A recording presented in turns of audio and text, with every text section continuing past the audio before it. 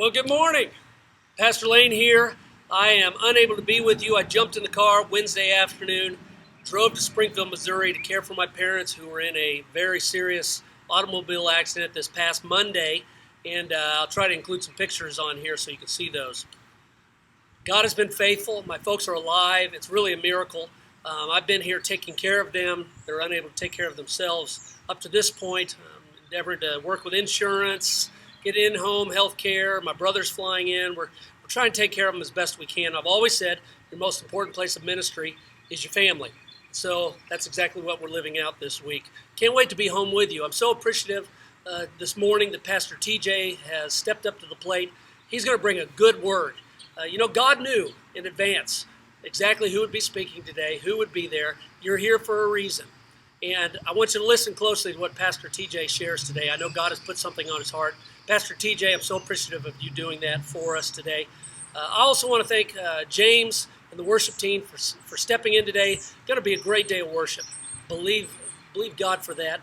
Hey, I wish I could be there today because my oldest daughter, Taylor, is in service today. Taylor, I'm glad you could be home. Hopefully I'll be home very soon so that we can be together. Hey, I'm standing next to a big fork. Everyone's wondering what's going on. Reminded me of a story, and I'll share it with you real quick. There was a lady who was with her pastor, and this lady had a terminal illness. She was sharing her kind of last wishes, and she said, "Pastor, I'd like to be buried with a fork." He said, "Well, why? Why would you like to be buried with a fork?" And she said, "Well, it reminds me of growing up and going to all the potlucks, the meals at church, and when I was growing up, they'd take away my main dish, and the lady or someone next to me would say, 'Keep your fork.'" And it was always a reminder because after the main meal was going to come the dessert, and so the best was yet to come. And so she told the pastor that she would like to be buried in her coffin holding a fork. And the pastor came to realize that she had a better understanding on eternity in heaven than even he did.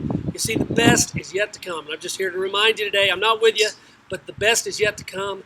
In your life, in mine, God is still a good God. He's a faithful God. You're going to have a great service today. I can't wait to see you. God bless. Remember, the best is yet to come.